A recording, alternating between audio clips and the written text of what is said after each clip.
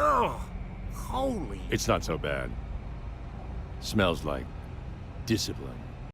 So I've been reading a lot of comics recently. I've been reading some Daredevil. I read Irredeemable. That was a pretty good comic. I'm reading Invincible right now.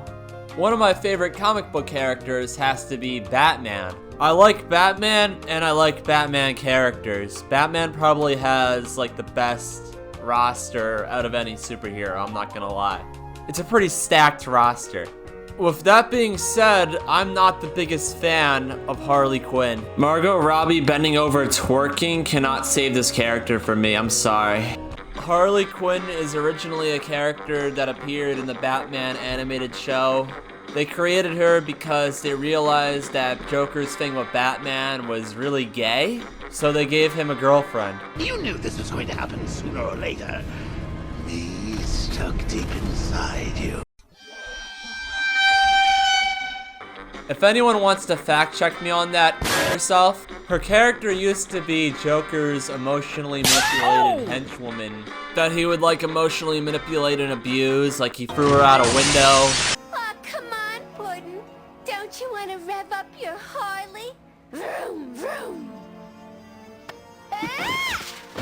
Bro, if I was Joker, I would get no villainy done. Like, what the fuck? Bro might actually be gay. All he can think about is getting choked out by Batman for like the 50th time. Seriously, why does Batman choke him so much? Tell me you like it. I love it. Fuck yeah. Then the Suicide movie came out and they made her like this hot topic, alt girl type character. And now she's literally everywhere.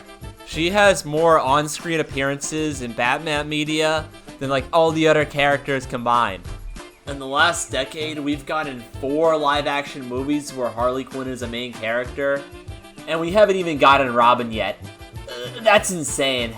I am sick of seeing this character. Next time I see some girl dressing as Harley Quinn, I'm gonna throw her out a window.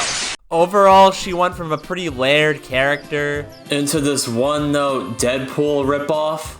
Also, she like fucks Poison Ivy now, I guess, because that boosts sales. All of this would lead up to one of the worst comics I've read in a long time.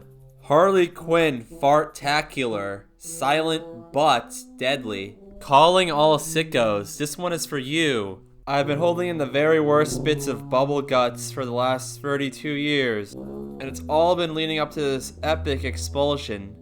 Your nose will never be the same. You'll gag, you'll cry, you'll feel things you ain't never felt before. This fine publication is a celebration of all things past, present, and future. Sequential's art's place in the annals of history is about to change with the release of the Harley Quinn Fartacular, Silent but Deadly, a comic that promises to have the highest concentration of gas per page, GPP, ever committed to print. Emphasis on committed, because everyone who worked on this comic is getting thrown into Dr. Fartley's home for non-good gassy gals and guys. Read the comic that Abraham Lincoln called a joy from a fart to finish. Warning, we aren't kidding. If you're grossed out by farts, then this comic isn't for you. And that's perfectly okay. Though I am judging you. Unless you want to put your feelings to the test, in which case this comic is for you. The person who wrote that shit looks like this. Now before you ask, no, I did not go out and buy this comic. Because at the end of the day, that's what these people want me to do. They want all the YouTube commentators to be like, oh my gosh, how could this even be released? I must go and buy it and shit on it for my channel. Like, I'm not giving anybody money for this. That's not a thing. I'm not gonna own this shit in my house.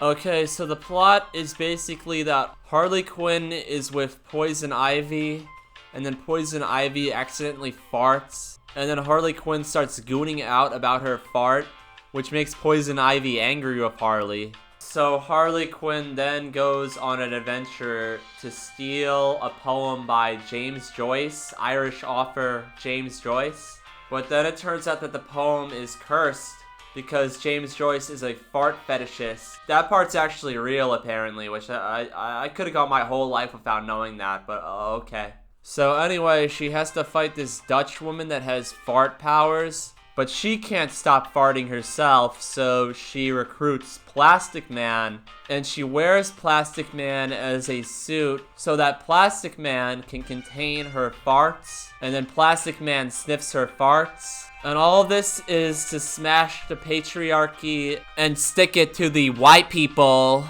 the cis white people. This is a real thing that went through several boards of executives or whatever. Several people saw this script and were like, yeah, let's release this. Reading this comic actually like made me like quiver in disgust. Like I was like, ugh. I have not been filled with such visceral disgust in a long time. And the art style tries to be like cutesy when the subject matter is fucking disgusting. That's why like a show like South Park can get away with something like this, is because the art style is supposed to look kind of crude. Also, South Park is funny and written by talented people, and this is written by a Tumblr artist. I may be a sociopath, but at least I don't litter. The punchline is she stabs somebody that's kind of a jerk. Literal Reddit Twitter artist humor. So yeah, this comic sucks, but in conclusion, girls do not fart. You can either menstruate or fart. Pick a struggle.